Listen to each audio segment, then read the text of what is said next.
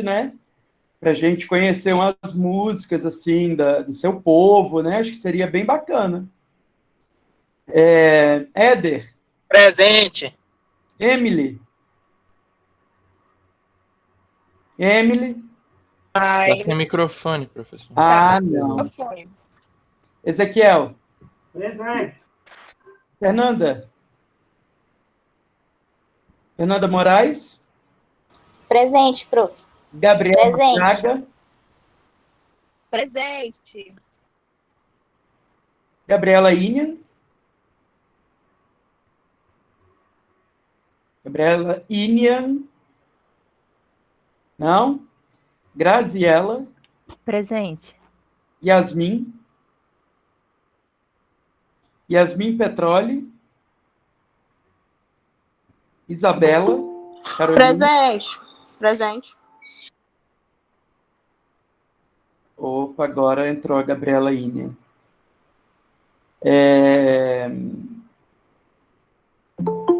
Gomes.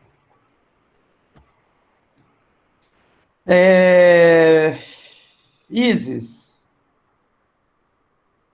Isis? Isis Fir? Não? Yuri? Yuri Bruno? Yuri? Agora pronto, só falta ter caído aqui. Eu tô aí, gente? Tem alguém fala comigo? Tá, tô, né? Tô. Eu tô com trauma, Deus me livre. Yuri, não? Yuri tá, só não tá me ouvindo, né? Abner. Abner. Ivaldo Abner. Isabela dos Santos. Presente. Larissa Sarati. Larissa Sarati. Jonas. Olha eu aqui, estou presente. Olha aí, rapaz. Larissa Sodré. Presente, prof. Luiz Carlos. Presente, professor. Mara Lígia. Presente, professor. Mara. Marcela.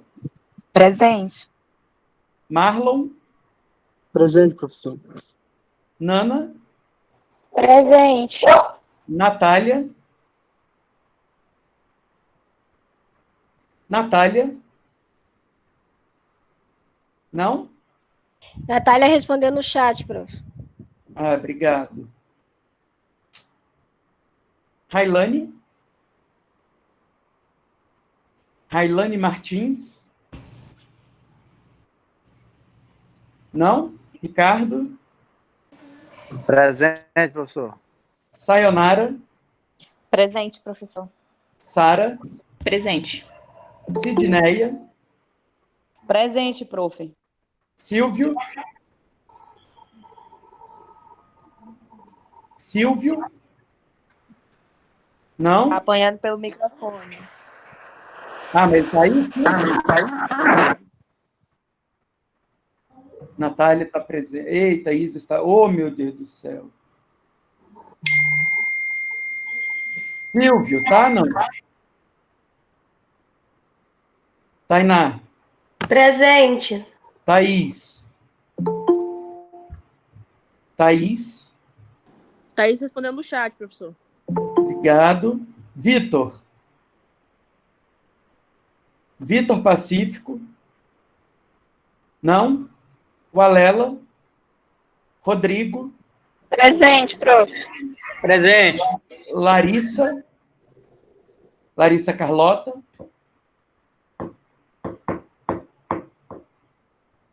Nichele. Presente. Janaira. Janaira. Andressa Nunes. Andressa. Daniel Victor. Daniel. Vinícius. Presente, professor. Gabriel Felipe. Presente, professor.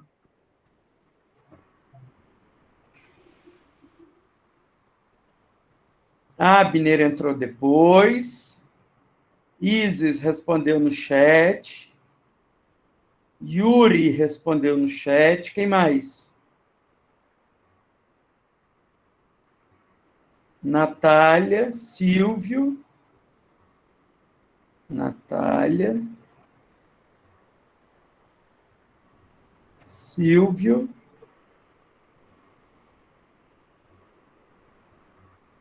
Alguém mais? Eu tô aqui. Eu, Larissa Sarati.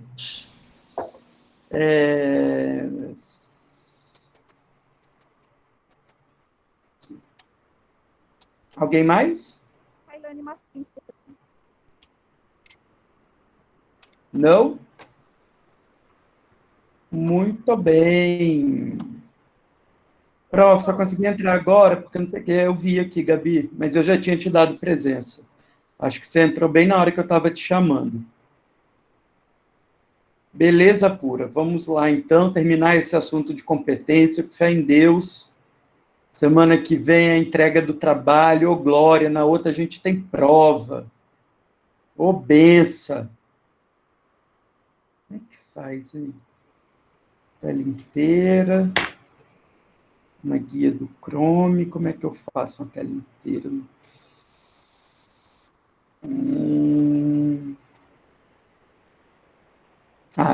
Estão vendo aí, né, pessoal? Todo mundo está vendo um Word que eu botei aqui na tela? Responda no chat que eu estou sem segunda tela hoje. Então, no chat não.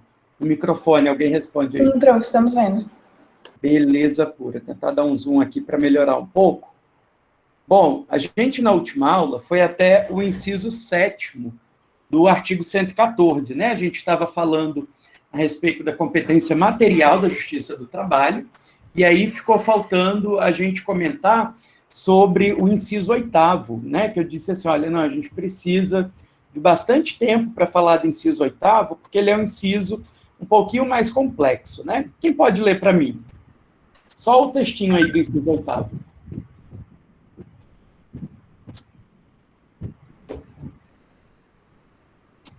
Vamos lá?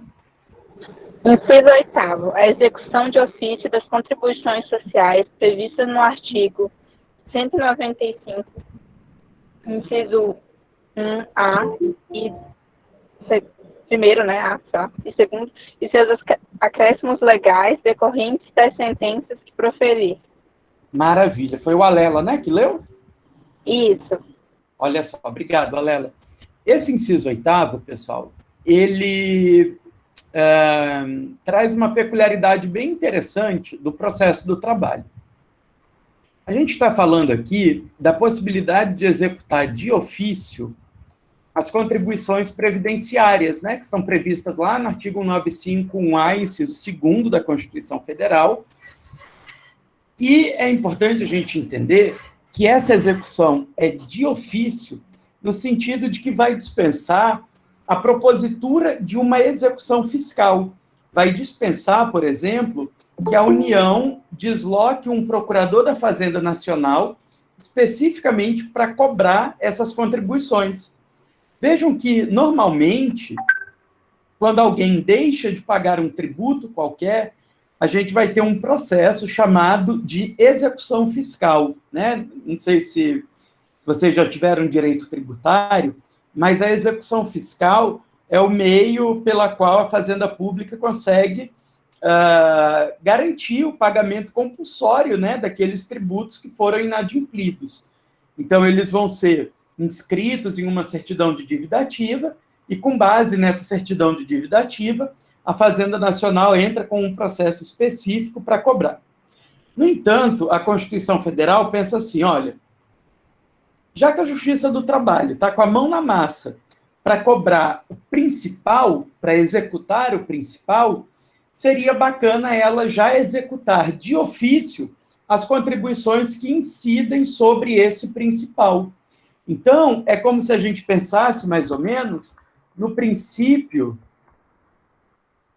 a gravitação. Lembram lá do direito civil? O acessório segue o principal. Então, como eu já tenho uma execução trabalhista, ali mesmo eu faço a minha execução fiscal. Só que eu faço essa execução fiscal de ofício. O juiz não precisa de provocação do credor, que no caso é a união, beleza? Então, eu vou ter uma execução de ofício. Agora, muito cuidado com essa parte final aqui, olha. São as contribuições decorrentes das sentenças que proferir. Significa dizer que a Justiça do Trabalho não vai executar qualquer contribuição previdenciária, né? Ela não vai cobrar, por exemplo, contribuição previdenciária incidente sobre todo o contrato de trabalho. Vamos supor, por exemplo, que a Ualela entra com uma reclamação trabalhista contra o Éder.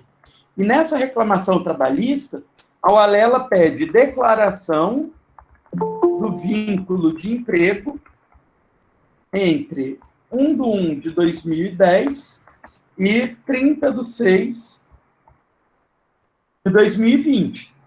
A gente sabe que, em decorrência da prescrição, a Ualela só pode fazer pedidos financeiros compreendidos nos últimos 5 anos, a contar do ajuizamento da reclamação trabalhista.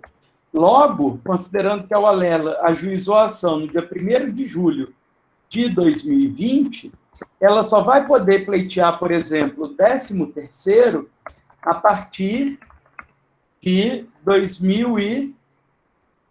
Espera só um pouquinho, tá?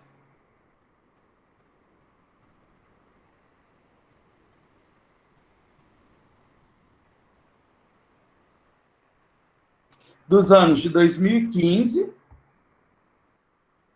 16, 17, 18, 19 e 6/12 referentes a 2020, né? Então,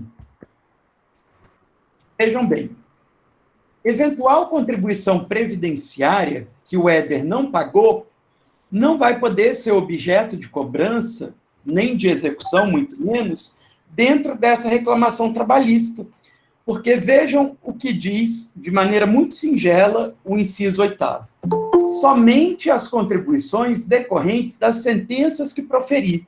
E aqui a Constituição está falando de sentença condenatória ou homologatória em pecúnia, ok? Condenatória ou homologatória em pecúnia.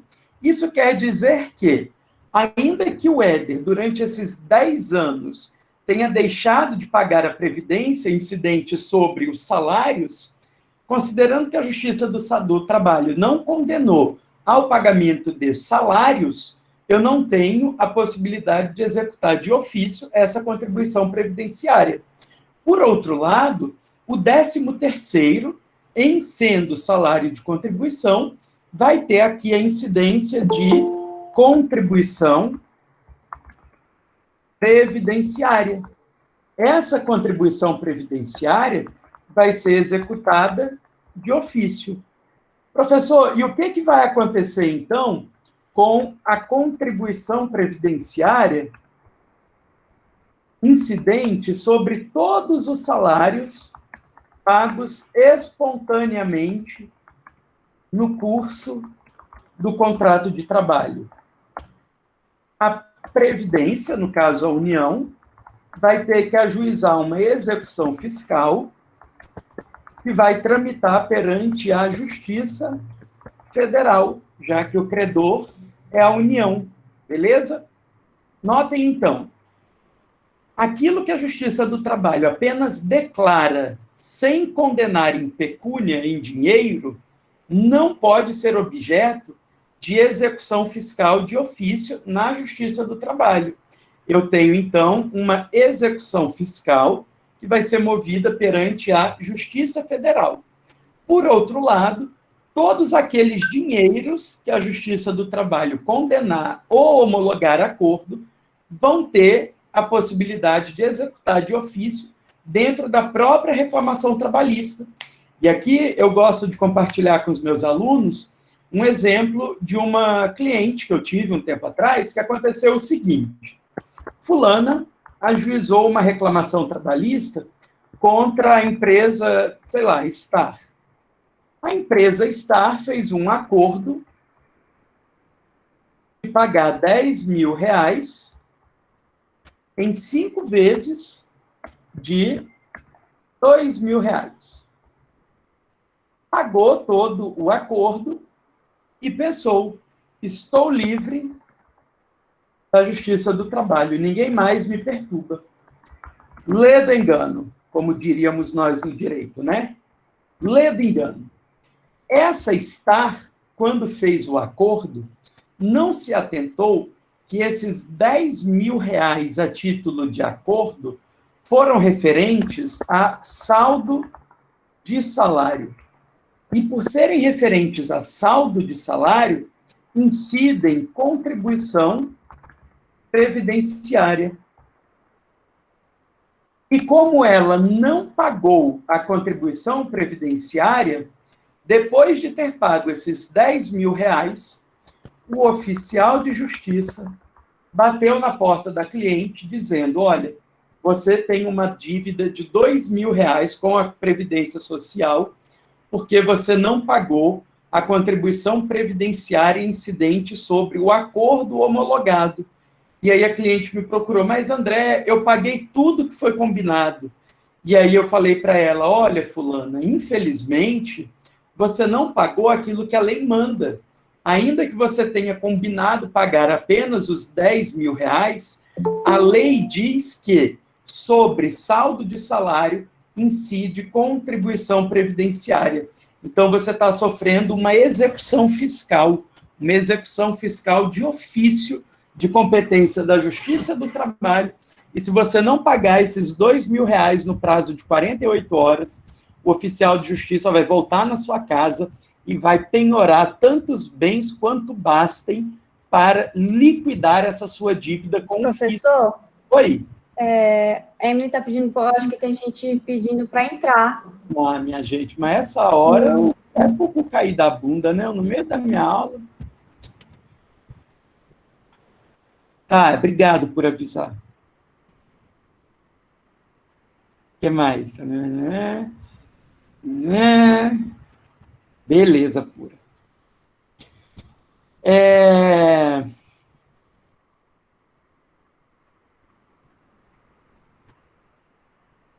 Saudade de segunda tela.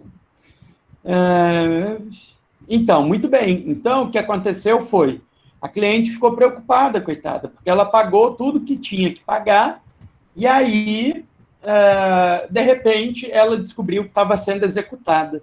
E aí, a gente vai ver um pouco mais adiante que a sentença trabalhista, seja ela condenatória, seja ela homologatória, é uma sentença que tem que identificar, por força do artigo 831 ou 832 da CLT, tem que identificar qual é a natureza das parcelas que está condenando ou homologando. Alguém aqui já teve a oportunidade de assistir uma audiência trabalhista que tenha dado acordo, né, que deu conciliação?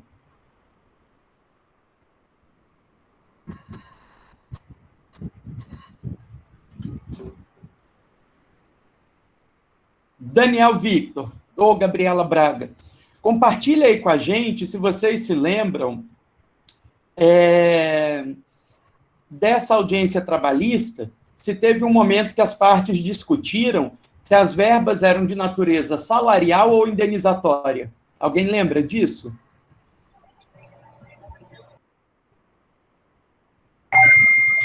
Não, eu não lembro dessa parte, não. Porque, se eu não me engano, minha nossa história, salvo engano, foi porque ele não tinha assinado a carteira, dado baixa na carteira, e era isso que ele queria. Agora, de resto, estava tudo pago. Entendi. Queria só o reconhecimento do vínculo, né? Aham. Maravilha. E aí a Gabriela me dá uma deixa para lembrar a vocês que os pedidos de natureza declaratória são imprescritíveis, né, pessoal? E, consequentemente, por serem imprescritíveis, eu posso pedir a qualquer momento, tá certo? Por exemplo, sei lá, esses dias uma aluna comentou comigo que foi julgado o processo mais velho do nosso Poder Judiciário, né? Um processo que estava no Supremo já, discutindo a propriedade do Palácio Laranjeiras, lá no Rio, e era um processo que tinha sido movido pela Princesa Isabel e pelo Conde Dan. E esse processo tramitou por exatos 124 anos e foi julgado agora. Poderia eu pedir vínculo de emprego contra o espólio da Princesa Isabel? Poderia, né? Poderia. Evidentemente que eu não ganharia, até porque eu sou jovem ainda. Não posso jamais ter esse vínculo reconhecido. Mas é fato que prescrição não seria o fundamento. O que impossibilitaria o meu pedido de vínculo seria uma análise de mérito, mas jamais teríamos aí um problema de prescrição, beleza? Os pedidos declaratórios são imprescritíveis, seja pela sua própria essência, seja porque o artigo 11 da CLT fala que os pedidos de reconhecimento de vínculo para contagem de tempo de serviço não têm prescrição. Mas vejam, então, que independente de qualquer outra coisa, estando prescrito ou não, a Gabriela falou para a gente assim, olha, o único pedido era o reconhecimento do vínculo, o resto já estava pago. E vamos supor que o trabalhador não tenha pedido absolutamente mais nenhum dinheiro, né? Ele entende que todas as verbas foram devidamente pagas. Ainda que ele tenha recebido, pode acontecer do patrão não ter pago para a Previdência Social. E, evidentemente, a União está em prejuízo, ela tem um crédito e ela vai querer cobrar. Ela vai cobrar isso lá na Justiça Federal. Então, vai ser problema da Procuradoria da Fazenda Nacional ir atrás desse crédito. Se o trabalhador ou o empregado, né, recebeu tudo que ele entende que tinha direito e não houve nem condenação, nem homologação de acordo perante a Justiça do Trabalho, a Previdência Social não vai poder ser executada de ofício perante esse ramo do Judiciário. Beleza? Quem lê para mim a súmula 368 do TST? Podem ir lendo item por item, não precisa ler a ementa.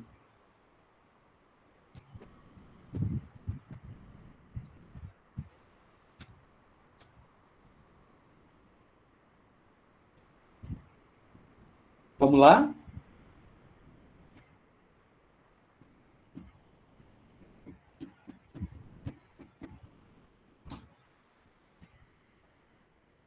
Cadê, gente? Caí? Minha conexão caiu?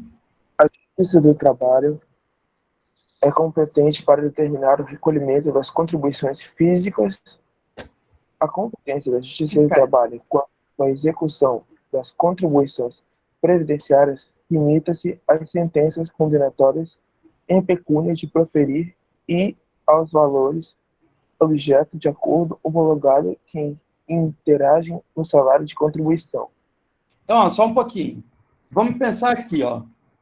Movido uma reclamação trabalhista qualquer, na audiência, né, vocês já sabem que na audiência tem o pregão, aí vem a primeira tentativa conciliatória, depoimento, a apresentação de defesa, réplica, depoimento pessoal do reclamante, depoimento pessoal do reclamado, oitiva das testemunhas do reclamante, depois oitiva das testemunhas do reclamado, razões finais no prazo de 20 minutos, segunda proposta conciliatória. Chegou na segunda proposta conciliatória, deu acordo. O acordo dizia assim, ó, o reclamante pagará ao reclamado 20 mil reais, sendo 10 mil a título de danos morais e 10 mil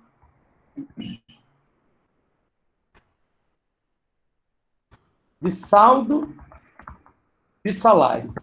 Então, veja, sobre os danos morais, eu não vou ter incidência de contribuição previdenciária, porque dano moral tem natureza indenizatória.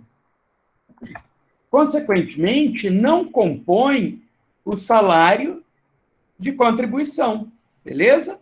Não compõe o salário de contribuição. Já esses outros 10 mil reais aqui, que consistem em saldo de salário, tem, como o próprio nome diz, natureza salarial, logo compõe o salário de contribuição, consequentemente tem que recolher previdência. Beleza? Pode acontecer, e é o ideal, na verdade, de a própria parte entender que tem que pagar e não esperar a execução fiscal. Evidentemente que a execução só vai acontecer se não houver pagamento espontâneo, né, pessoal? Normalmente, na sentença, já vem disposto assim, olha, sendo 10 mil de natureza salarial, cujos encargos sociais serão recolhidos no prazo de 5 dias após o vencimento do acordo, né? Normalmente faz um ajuste nesse sentido. Outra coisa também que é muito frequente se fazer, pessoal, ao invés de colocar 10 mil como danos morais e 10 mil como saldo de salário, coloca tudo como danos morais para não precisar pagar a previdência social. Porque, vejam, se eu coloco no meu acordo uma verba de natureza salarial, eu tenho que entender que, além daquele tanto que eu vou pagar para o empregado, eu tenho mais um bocado que eu vou ter que pagar para a União. Eu vou ter que pagar FGTS, eu vou ter que pagar INSS, eu vou ter que recolher imposto de renda, né? Então, às vezes as partes vão lá e fazem um ajuste no sentido de atribuir apenas natureza indenizatória a essa verba que está sendo prometida em pagamento. Evidentemente que isso não pode ser feito de uma maneira fraudatória, né, contra a União Federal, porque esse crédito previdenciário é um crédito que não é daquelas partes. Então, elas não podem simplesmente renunciar, elas não podem abrir mão. É um crédito que pertence à União e o juiz do trabalho tem que ter bastante razoabilidade entre homologar ou não homologar esse pedido. Mas eu também preciso esclarecer para vocês que, na prática, é muito frequente a gente fazer homologação de acordos com natureza apenas indenizatória. A própria Procuradoria da Fazenda Nacional entende que, na petição inicial, não precisa ter nenhuma correlação com o acordo. Vamos pensar aqui num exemplo. A minha petição inicial trazia 100% de verbas salariais. O meu acordo trouxe 100% de verbas indenizatórias. Pode isso? Tem que ver com razoabilidade, tá, pessoal? Tem que ver com razoabilidade, qual é o caso concreto, etc. Mas, teoricamente, a Advocacia Geral da União vai entender que o acordo em fase de conhecimento não precisa guardar proporcionalidade com os pedidos. O que isso significa dizer? Significa dizer que a AGU, interpretando todo o ordenamento, dentre outras coisas, um enunciado do TST chegou a essa conclusão. Por quê? O TST vai dizer para a gente assim, olha, quando se tratar de execução, de conciliação em execução, eu preciso ter proporcionalidade. O que isso quer dizer? Vamos supor que a sentença trouxe a seguinte condenação, olha, 100 mil por danos morais e 100 mil de salário. Consequentemente, eu tenho uma proporção de 50% de verbas salariais e 50% de verbas indenizatórias. O TST vai dizer para a gente assim, ó, depois do trânsito em julgado, se houver acordo, esse acordo deve ter proporção, deve guardar proporção deve guardar proporção quanto à sentença. O que isso quer dizer? Posso fazer um acordo prometendo pagar 30 mil e resolver a dívida e morrer a dívida? Posso, desde que seja 15 mil de natureza salarial e 15 mil de natureza indenizatória. Eu jamais vou poder fazer 30 mil a título de danos morais. Isso aqui não é permitido pelo TST. Beleza? Porque, vejam, se eu fizer acordo depois, pagando tudo como natureza indenizatória, no final das contas, eu estou dizendo para a União assim, ó, sabe aquele crédito que já estava na sua mão, que tinha um trânsito em julgado, portanto, já tinha um título executivo? Pois é. Agora não tem mais, agora você perdeu. Então, o TST faz essa interpretação aí acerca do artigo 831 e 832 da CLT, para concluir que o acordo pós-trânsito em julgado deve guardar correlação quanto à sentença. As verbas de natureza salarial e indenizatória, no acordo em execução, devem ter a mesma proporção que a sentença condenatória previa. Tranquilos até aqui? Deixa eu ver esse chat, como é que tá? Tá tudo bem. Seguimos. 2. Quem vai ler?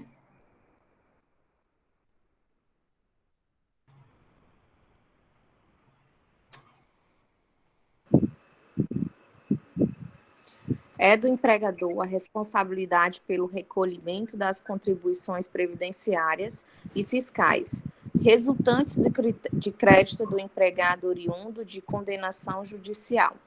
A culpa do empregador pelo inadimplemento das verbas remuneratórias. Contudo, não exime a responsabilidade do empregado pelos pagamentos do imposto de renda devido e da contribuição previdenciária que recaia sobre sua cota à parte. Então, olha só. Vocês não tiveram ainda Seguridade Social, né? A disciplina com a Michele?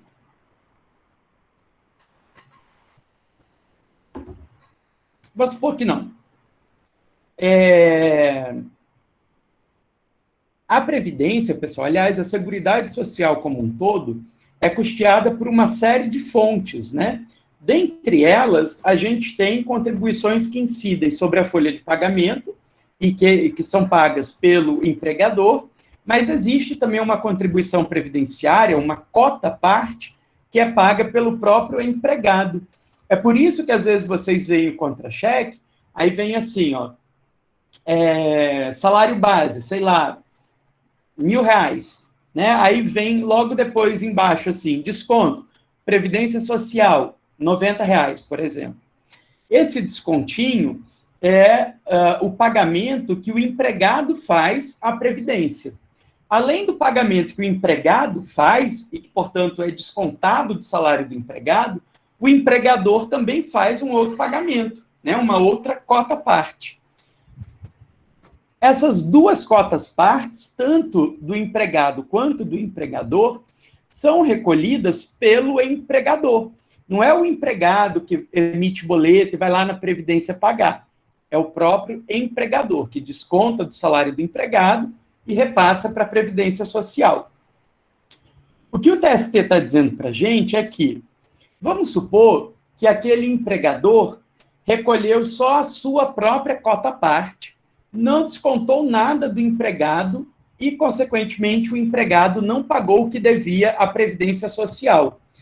Pode o juiz do trabalho executar a cota-parte do empregado, pode executar de ofício contra o próprio empregado? Pode, porque apesar do recolhimento ser responsabilidade do empregador, a dívida efetivamente é do empregado. Então, se o empregador não recolheu, o empregado vai ter de recolher. E, evidentemente, eu estou falando daquela situação em que o empregador nem recolheu e nem descontou. Porque se o empregador descontou e não repassou, ele eventualmente pode até cometer crime, que eu não vou saber explicar para vocês, porque isso é matéria do direito penal, vocês veem depois como professor específico. Mas, eventualmente, isso pode configurar crime, tá bom? De retenção de salário. Quem pode ler o inciso 3º, por favor?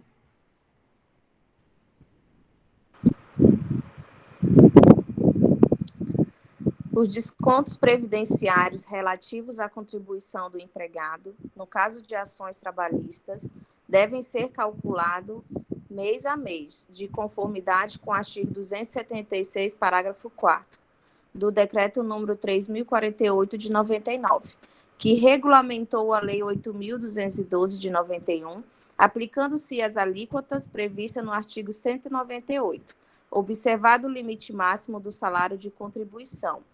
Pessoal, o que isso quer dizer? Quer dizer o seguinte: vamos supor que o juiz do trabalho reconheceu R$1.000 de horas extras por mês durante um ano todinho. Posso pegar esses R$12.000, incidir a Previdência Social e fazer o recolhimento de uma vez? Não. Tem que pegar mês a mês e fazer todos os cálculos, porque, por exemplo, a alíquota da Previdência vai depender de quanto de salário aquele empregado recebeu naquele mês.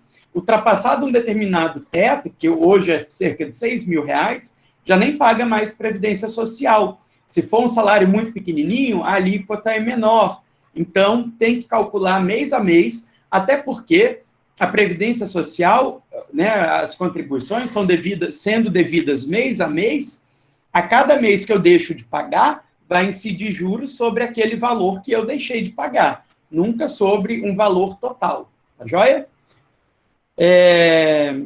Bom, os demais itens não são muito importantes para a gente nesse momento. Vocês podem ler depois de casa. Tá joia? Inciso 9, ainda do artigo 114 da Constituição Federal, fala para a gente que outras controvérsias decorrentes da relação de trabalho serão de competência da Justiça do Trabalho. E aqui eu quero destacar algumas questões para vocês. Eu quero destacar, por exemplo, as controvérsias envolvendo o seguro-desemprego. O TST entende que as indenizações por seguro-desemprego que não foi paga por culpa do empregador serão cobradas na Justiça do Trabalho. Então, vamos pensar assim, ó.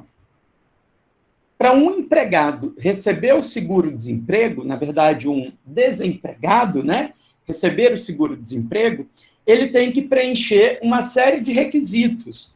Dentre elas, ele tem que preencher o requisito de ter trabalhado por um determinado tempo nos últimos X meses que a lei vai dizer.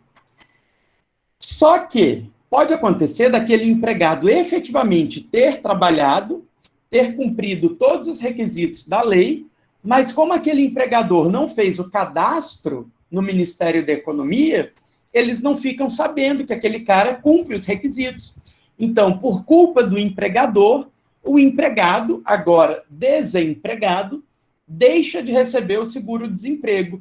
Evidentemente, esse empregador cometeu ato ilícito, pessoal. Cometeu ato ilícito no sentido de, por sua negligência, ou às vezes até por dolo, impedir que o empregado recebesse um direito decorrente de lei. Então, o que esse empregado vai fazer? Ele vai dizer, olha, juiz do trabalho, eu quero que o meu empregador seja condenado a me indenizar. Lembram que a gente viu lá no inciso 6º, se eu não me engano, do 114, que os danos materiais decorrentes da relação de trabalho serão objeto de processo perante a Justiça do Trabalho? É disso que nós estamos falando. Um empregado que sofreu um dano material ficou impossibilitado de receber o seguro-desemprego em decorrência de uma negligência trabalhista do empregador. Deixou de prestar as informações devidas. E o TST vai dizer que, nesse caso, tem que condenar mesmo, tá? Tem que indenizar ao pagamento. Também vai ter uma disposição do Supremo Tribunal Federal dizendo para a gente assim, olha, as ações sobre o meio ambiente de trabalho são de competência da Justiça do Trabalho.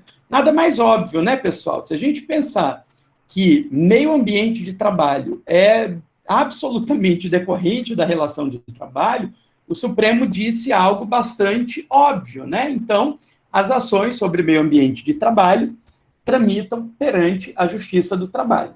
E aí a gente tem mais alguns entendimentozinhos que depois eu posso até elencar para vocês, mas que não são de tanta importância quanto esses dois. Tranquilos até aqui? Com isso, e mais aquele vídeo que eu tinha passado na aula passada sobre os dissídios coletivos, a gente encerra a competência material da Justiça do Trabalho. Então, se alguém tiver dúvida quanto à competência material, por favor, fale agora ou fale depois, né? Mas o ideal é que fale agora. Não precisa se calar para sempre, não, mas o ideal é que seja agora.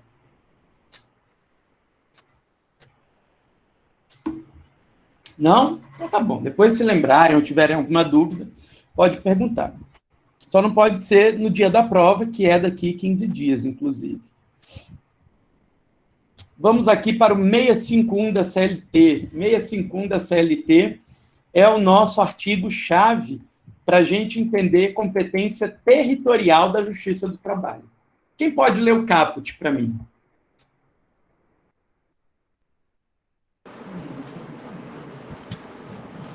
A competência das juntas de conciliação e julgamento é determinada pela localidade.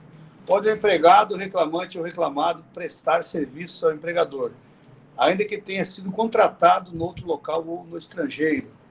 Então, olha só, o artigo 651 tem uma curiosidade logo de cara, né? Lembra que a gente comentou que desde 1998 a gente não tem mais juntas de conciliação e julgamento, né? Então, na verdade, o que a CLT quer dizer é a competência das varas do trabalho, né, é determinada pela localidade onde o empregado, não importa se ele é reclamante ou reclamado. Professor, mas o reclamante não é sempre o empregado? Não. Quase sempre o empregado é reclamante. Mas, às vezes, acontece do empregador ser o reclamante e o empregado ser o reclamado. É o que ocorre, por exemplo, nas ações que o empregador move contra o empregado, pleiteando danos materiais, morais, lucros cessantes, no inquérito para apuração de falta grave, na ação de consignação em pagamento. Então, não importa qual é o polo ocupado pelo empregado. O que importa é o local de prestação de serviço. Local de prestação de serviço. E aí, veja que a CLT fala, ainda que esse cara tenha sido contratado noutro local, ainda que ele tenha sido contratado em outro local, o que determina, em regra, a nossa competência territorial é o foro de prestação de serviço. Beleza? Não me importa o local de contratação, não me importa a residência do réu, não me importa a sede da empresa, nada disso me importa. O que me importa é o foro de prestação de serviço.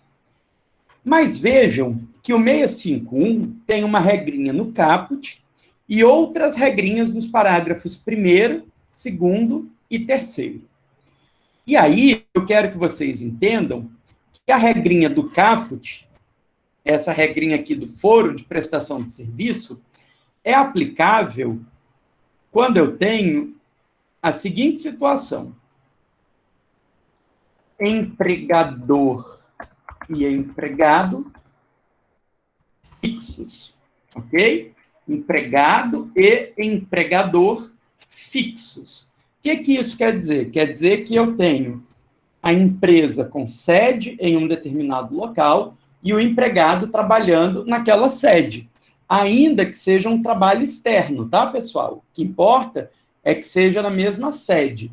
Por exemplo, a gente tem São Lucas, Porto Velho e São Lucas de Paraná.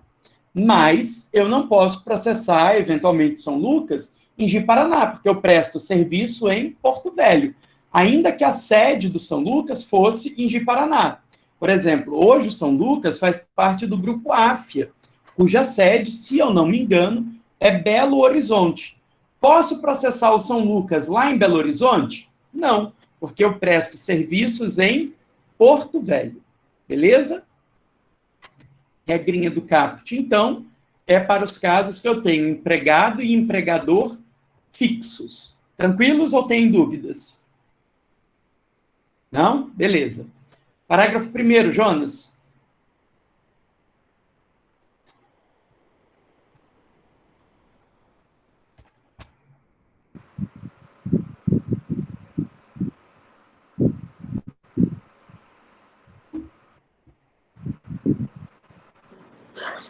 Caiu aqui o trem aí. Bora? Rapaz, se você conseguir levantar o trem, é porque você está forte mesmo, mas tenta aí, pô. Quando for parte de dissídio, agente ou viajante comercial, a competência será da junta da localidade em que a empresa tem agência ou filial, e a esta o empregado esteja subordinado. E na falta será competente a junta da localização em que o empregado tenha domicílio ou a localidade mais próxima. O que isso quer dizer? Esse parágrafo primeiro, pessoal, vai trazer para a gente a regrinha em que a empresa é fixa, mas o empregado é móvel. Podre falar assim, né? Mas quero que vocês entendam, é o empregado que se desloca e a empresa tem a sua sede. Quando a gente pensa aqui nesse agente ou viajante comercial, o melhor exemplo que a gente tem é o das indústrias farmacêuticas, né? Elas têm uma sede, mas tem aquele Zé Orelha que sai viajando uma determinada localidade para apresentar os seus produtos. Então, por exemplo, o Laboratório X tem sede em São Paulo, a indústria é em São Paulo, mas tem uma filial em Manaus. E essa filial em Manaus tem os seus viajantes comerciais vinculados a ela, que cobrem toda a região norte, né? Então, eles viajam Rondônia, Acre, Roraima, Pará, Amapá, né? Todos os estados da região norte. Então, independente de onde seja o contrato, independente de onde more o empregado, independente de ele ter trabalhado em todos os estados da região norte, a competência será da vara do trabalho em que a filial existe e ele está subordinado.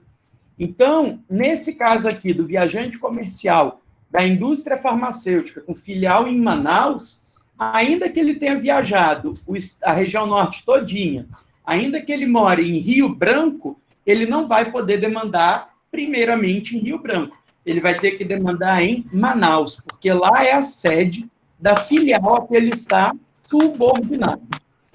Não havendo uma sede ou uma filial a que ele esteja subordinado, por exemplo, trabalhava na filial de Manaus, só que a filial de Manaus foi extinta, não existe mais. Aí, então, será competente a vara do trabalho da localização em que o empregado tem domicílio. Prestem atenção. Gente, assim, ó. Opa, microfone ligado aí. Liga um pouquinho, espera aí. O tio tá lendo aqui o negócio aí. Opa! Foi, Jonas? Aí. Prestem atenção que a CLT fala assim, ó. E na falta de uma filial a que o empregado esteja vinculado, é que eu posso ir para o domicílio do empregado. Então, vejam que a CLT está dizendo que existe uma ordem de preferência. Em primeiro lugar, o empregado deve processar na sede da agência ou filial a que ele esteja subordinado. E somente se não houver, então aqui eu tenho uma segunda ordem de preferência, a localização em que o empregado tenha domicílio, por exemplo, Porto Velho, se ele tem domicílio em Porto Velho, ou então na localidade mais próxima. Vamos supor que ele more no Candeias, e aí ele pode demandar em Porto Velho, até porque o Candeias também é coberto pelas varas do trabalho de Porto Velho. Ficou claro? Temos aqui uma ordem de preferência. Tá joia? Parágrafo 2º. Já pode ler o 2º e o 3º, Jonas, ou qualquer outra pessoa que possa. Chega comigo. Vamos lá. Peraí, deixa eu posicionar legal aqui, vai. A competência das juntas de conciliação e julgamento estabelecida nesse artigo estende-se aos dissídios ocorridos em agência ou filial no estrangeiro, desde que o empregado seja brasileiro e não haja convenção internacional dispondo em contrário. Parágrafo 3º. Em se tratando de empregador que promova a realização de atividades fora do lugar de contrato de trabalho, é assegurado ao empregado apresentar reclamação no foro da celebração do contrato ou da prestação dos respectivos serviços. Olha só, esse parágrafo 3º está falando para a gente de empresa móvel e empregado móvel. Está falando para a gente, por exemplo, do circo. Está falando para a gente, por exemplo, dessas empresas de show, né? Se elas não tiverem uma sede e elas tiverem esse nomadismo, né, digamos assim, empresarial, a gente vai ter, então, a aplicação do parágrafo 3º. O parágrafo 3º, então, permite que o empregado apresente a reclamação ou no foro de celebração do contrato ou no foro da prestação de serviço. Professor, temos aqui uma ordem de preferência. Vamos comparar com o parágrafo 1º? Olha só, o parágrafo 1º fala assim, ó, agência ou filial a que o empregado esteja subordinado e, na falta, então eu tenho uma segunda possibilidade. Aqui não. Aqui ele utiliza apenas um ou outro. De quem é essa escolha? A escolha é do reclamante. Beleza? A escolha aqui, então, compete ao reclamante sem nenhuma ordem de preferência. Desde que, repito, trate-se de situação em que empregador e empregado sejam móveis, né? Eu tenho prestação de serviços fora, que não é fixa, né? A empresa vai junto com o empregado, vai circulando. Tranquilinho? Por que é importante eu dizer para vocês essas 3 regrinhas de competência, né? Caput, quando empregado e empregador forem fixos. Parágrafo 1º, quando a empresa for fixa, mas o empregado for móvel. E parágrafo 3º, quando empregado e empregador forem móveis. Primeiro, porque essas 3 situações podem ocorrer. Normalmente, pessoal, a que mais ocorre é a aplicação do 651 caput, tá? E certamente é uma regrinha, assim, de ouro para vocês decorarem, tá joia? Mas vocês devem estar pensando assim, professor, um funcionário que é transferido, ele é considerado um empregado móvel? Não, de jeito nenhum. Ele não é considerado um empregado móvel, ele foi apenas transferido. Mas e aí, nesse caso, que ele trabalhou 2 anos em Porto Velho, no, sei lá, Irmãos Gonçalves, e depois 2 anos no Irmãos Gonçalves de Ariquemes. Qual das 2 localidades será competente? Será competente, né? Porque só uma pode ser. A CLT não diz isso para a gente, mas predomina, no geral, o entendimento de que deve ser a última localidade de prestação de serviço. Mas existe também um entendimento bem forte de que, nesse caso, deve ser o local que mais favoreça o acesso à justiça, né? Então, normalmente vai ser o último local de prestação de serviço, porque caso o empregado tenha ficado morando ali naquela cidade depois de ter sido demitido. Tranquilos? Sim, não, talvez, depende.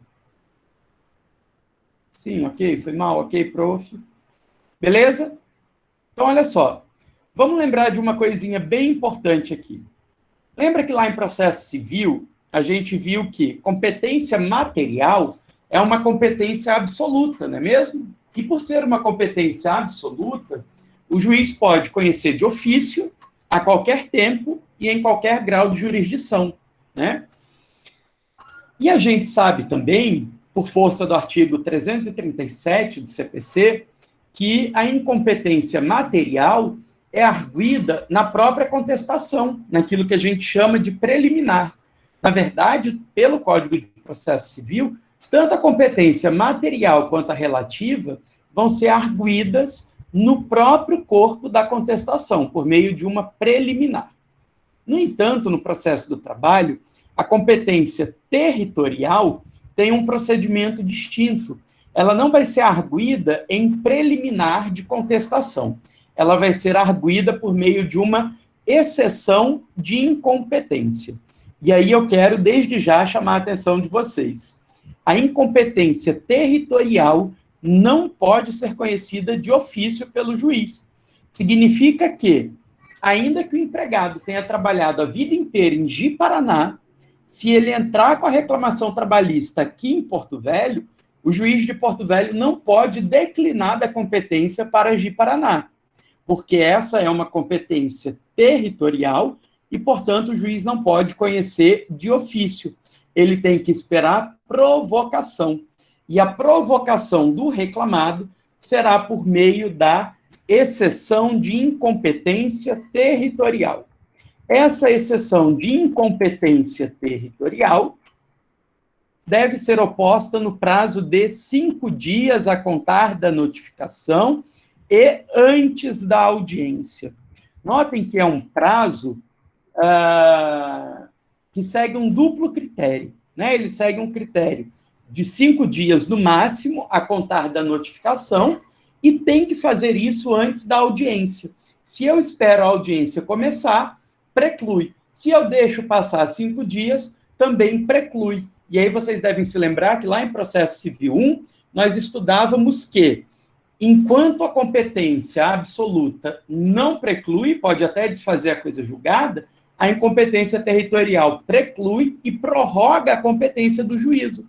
Ou seja, ainda que a lei diga que é competente o foro da prestação de serviço, e aquele empregado trabalhou a vida inteira em Ji-Paraná, se a ação for ajuizada aqui em Porto Velho e o reclamado não ajuizar a exceção de incompetência no prazo correto, a ação vai tramitar eternamente aqui em Porto Velho. Eu não vou ter declínio de competência, beleza? A gente vai estar diante da prorrogação de competência.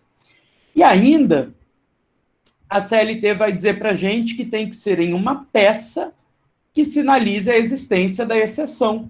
A gente está falando, portanto, que a exceção de incompetência exige peça em apartado. Joia? Peça em apartado. Não serve uma preliminar de contestação. Tem que ser uma peça, porque vai formar efetivamente um incidente cujo procedimento está previsto aí no artigo 800 da CLT. Quem lê para mim? Ó, vocês podem ler em casa, né? Não precisa ninguém ler isso aqui para vocês, não. Super tranquilinho, tá? Protocola a petição de exceção de competência, suspende o processo, não realiza a audiência, intima o excepto é a parte contrária, no caso é o reclamante, para que ele se manifeste no mesmo prazo de 5 dias, e, em seguida, o juiz deve decidir sobre a exceção de incompetência. Se ele acolher, ele declina; se ele não acolher, o processo deixa de ficar suspenso e volta a tramitar, e aí a gente vai ter a ocorrência da audiência normalmente.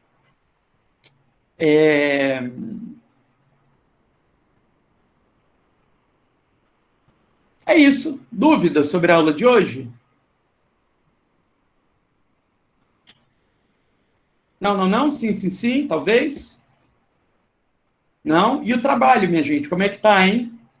Semana que vem, né? Hoje vieram me perguntar que aplicativo eu uso para gravar no Google Meet.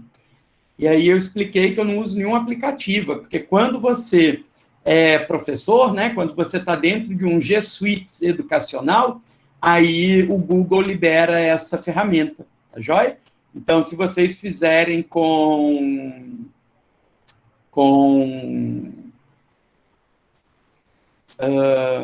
se vocês fizerem com um usuário que não seja, né, usando o Google Meet, com um usuário que não seja um G Suite educacional, aí realmente não tem como gravar. Tem que ser, portanto, por um outro aplicativo. Daniel, você quer que eu faça um resumo dos principais pontos sobre...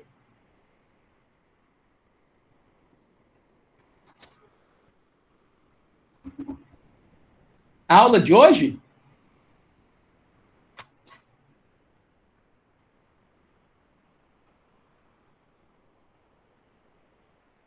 Daniel, você pode ligar o microfone para me explicar um pouco melhor o que você está querendo? Como se fossem umas principais bases para a gente estudar, os principais focos do estudo. Para a prova? Do que o senhor quer que a gente vá atrás, que é certo. para ter um direcionamento, porque... Você fala tipo isso aqui? Exato. Ah, tá bom, tá feito. Vou disponibilizar depois, então. Obrigado. Nada. Algo mais, pessoal? Professor, Oi. aqui é a Railane. É porque eu tô com falta e acompanhei a aula do senhor desde o começo, mas o meu microfone estava um pouco ruim. Railane Martins. Deixa eu tirar, então. Eu não vi no chat. Quando for assim, tu pode falar, tá? Ah, tá bom. Muito obrigada, tá, professor? Nada. Feito. Obrigada. O que mais, pessoal? Estou com presença também? Daniel, eu acho que eu tirei. Deixa eu ver. Daniel Victor. Não, não havia tirado. Agora sim. Uhum. O que mais? Prof, dia 24 será a prova? Não sou capaz de opinar, né? Deixa eu achar um calendário aqui que eu já lhe digo. Ó, Larissa e Marcela estão dizendo que é dia 22. Vejamos, é dia 22. Dia 24 é uma quinta-feira, como eu não tenho aula com vocês, é dia 22. Show de bola? Estou preocupada com o trabalho, minha gente. Trabalho tá bombando. Semana que vem. Vocês viram aí o lance da APS também, né, pessoal? Eu realmente tive que antecipá-las, tá? Então, APS para entregar até domingo. Manda quem pode, obedece quem tem juízo, né? Eu queria deixar até o dia 30. Por mim, tudo bem, mas enfim. Ordens da instituição. Professor? Oi. Silvio aqui. Só uma questão a respeito do trabalho, que para mim tá muito bagunçado isso, porque desde o começo das aulas eu vi que você já colocou lá no portal, né? Pra gente fazer a audiência, né? Tudo mais, aquela questão toda. Só que eu entrei lá dentro, eu entrei no portal e tudo mais, foi questão de grupos, eu criei grupo, só que como na sua aula aqui nessa matéria, eu não sou desse período, né? Eu tô pagando essa matéria, tá em falta. Então eu não conheço quase ninguém. Muitas pessoas no grupo no Whats também falaram que não, se tinha alguém para colocar no grupo e tudo mais. Então, tipo assim, já tem várias pessoas aqui que eu vi no chat mais cedo que tá todo mundo nessa. Ó, o Vinícius aí tá na mesma, a gente tá sem grupo.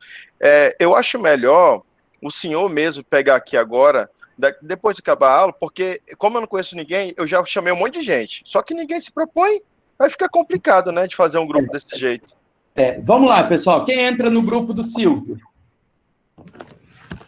Eu, Vinícius, professor, também estou sem grupo, e inclusive eu queria aproveitar a oportunidade de ver a questão das faltas anteriores, para quem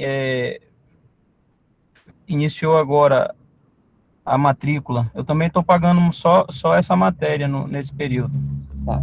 Vinícius, quanto às faltas, assim, como é uma coisa bem particular, a gente pode falar no privado? Pode ser? Pode sim, senhor. Eu vou deixar aqui o meu WhatsApp, aí você já fala comigo assim que eu terminar a videochamada, tá bom? Botei aí no chat. Combinado. Agora, com relação ao grupo, vamos resolver aqui em sala de aula, que eu acho que é importante, né? Porque senão vocês vão continuar aí perdidos, né? E já é semana que vem. Então, essa é uma conversa que a gente deveria ter tido antes, inclusive, né? Silvio, olha, a Mara está dizendo que tem uma vaga no grupo dela. Pronto, então já resolve uma situação. Mara, por favor, pode me colocar no grupo aí, que aí só quer que eu passe meu contato aqui, aí já fica melhor, até para a gente resolver isso. Show de bola, Silvio. E aí, a gente chama o grupo aí, o app, né? Pessoal, eu já adianto para o Silvio e para todo mundo que no segundo bimestre a gente também vai ter trabalho em grupo. Então, quem tiver dificuldade em formar grupo, é bom usar, assim, esse espaço o quanto antes, né? Para não ficar muito em cima. Show de bola, Silvio. Resolvido um problema. Daniel, tá sem grupo? Sim. Eu tô sem grupo, professor. Vinícius e Daniel, pessoal.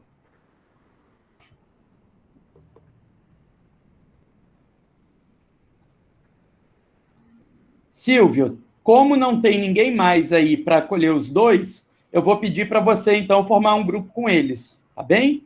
Aí a gente forma um grupo, Daniel, Silvio e Vinícius. Pronto, sem problema também. Show de bola, muito obrigado. Vou te adicionar então, Silvio. Beleza, adiciona vocês dois aí, dá um toque aí que a gente faz o grupo nosso. Se aparecer mais alguém para o grupo de vocês, não tem problema. Mas 3 já dá para fazer a audiência bem tranquilo. Beleza, beleza. Obrigado, professor. Show de bola, bom trabalho. Algo mais, pessoal? Prof, eu tenho uma dúvida. Sim, Larissa. Nós podemos usar pessoas de fora para ser testemunhas ou só do grupo? Pode. Podemos? Não tem problema não, seria bacana. Só para ficar mais completo mesmo, aí eu tinha essa dúvida. Tem problema? Não tem problema nenhum, minha filha. Isso aqui é... Problema que tem de ser criativa, de fazer além do que o professor pede, não tem problema nenhum. Pode fazer à vontade. Tá bom, prof. Muito obrigada. Nada. O que mais? Só? Então tá bom, pessoal. Boa semana, bom trabalho, façam a APS, já se organizem para a prova, enfim. Semana que vem a gente tem aula nesse mesmo horário, nesse mesmo canal. Um abraço, viu? Fiquem com Deus. Até, professor. Obrigado.